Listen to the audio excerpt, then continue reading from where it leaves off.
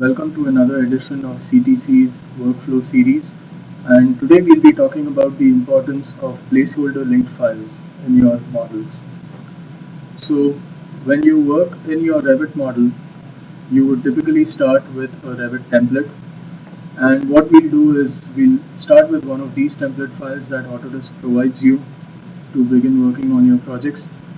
And when you start with this template file, it will create a new project and it has some of the views created.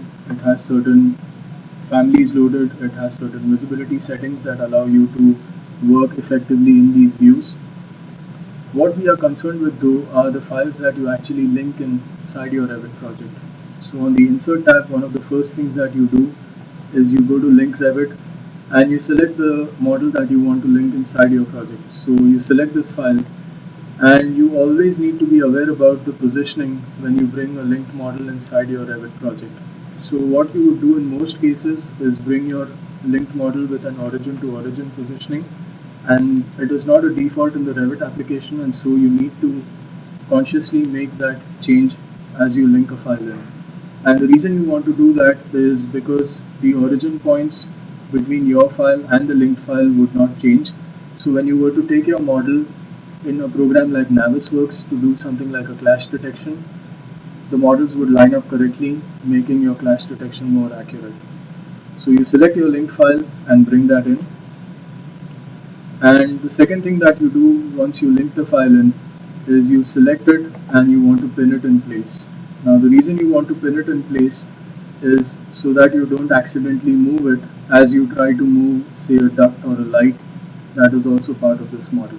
Now Revit helps you to an extent with that by having this option to not select your linked files accidentally. So now I cannot pick my linked file accidentally also. So that helps to an extent, but it would still be a good idea to pin your linked model in place. So we've done two things when we bring a linked file. We make sure the positioning is set up correctly and we make sure that it's pinned in place. The third thing that you want to do is with regard to work sharing. So if your file is going to be used for multiple people who are going to be using the project at the same time, then you need to enable work sharing. And once that is done, you would create a separate work set for your linked files and put all your linked models on that work set so that users can selectively choose what linked files they want to load in the project or even in a particular view. And that would allow them to optimize the performance of Revit for what they are trying to do. So we would create a separate work set and I can just call it something like Revit links. Now you could also break that further down and call it Revit link architectural, Revit link structural, and Revit link electrical if you're working on a mechanical file. And you would do something similar if you were to work on an electrical model or any other kind of model. So we can make that the active work set, and then we would have to select this linked file and make sure that it is put on the right work set. Right, so three things that need to be done as soon as you bring a link file in. You need to make sure it comes in origin to origin. You need to make sure that it's pinned in place, and you need to make sure that it's on the right work set. So this would have to be done every time you create a new project if you were to start with the out-of-the-box template. So all these three actions can be automated with the help of a starter project in Revit. So to see how that would work, what I'll do is I'll just close out of this file without saving any changes. And what I'll do now is I'll start again with the system's default template, only this time I'm going to go a step further. So I'll again go to the Insert tab, I will link Revit, bring this file in, make sure my positioning is set up correctly. Once the file is linked in, I can select it, pin it in place, and I will also enable work sharing.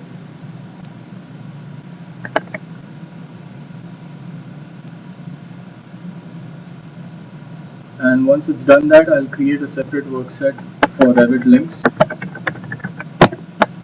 Make that the active work set. And I will make sure that my linked file is put on the right work set. And now I'm going to go a step further. So what I'm now going to do is I'm actually going to manage links, and I'm going to tell Revit that I want to unload this link. Okay, you don't want to remove the link because that would remove it from this window. you want to just unload it, and now what you essentially have is a placeholder link. So you see the link model go away, but when you go to manage links, it still has a placeholder for the actual architectural model that's going to be linked into your project. So with all of this done, what I can now do is I can go to the application menu, go to save as, and save this as my starter project. So I'm going to call this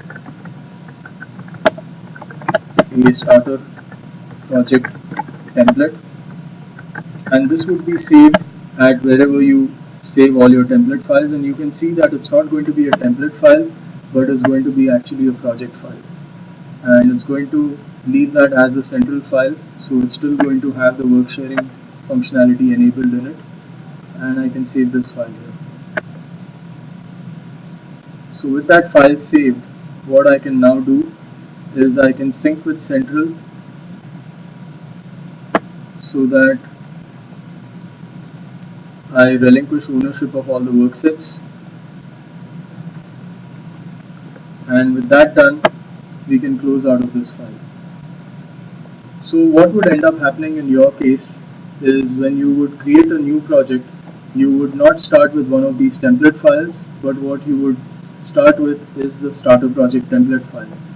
What you would do is you would detach from central so that it's not associated with this file anymore, and you still want to preserve worksets and retain the work sharing ability of the file,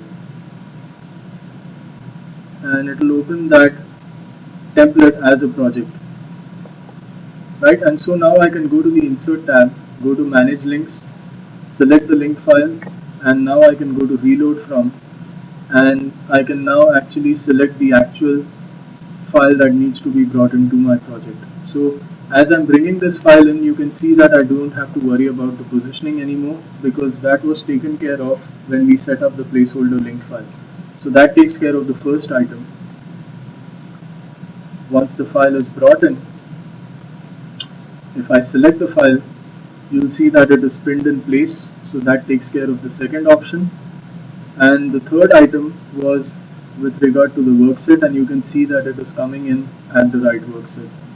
So in this way, by having a placeholder link and a starter project, you can take care of all of these three items that need to be done as soon as you bring a linked file into your project.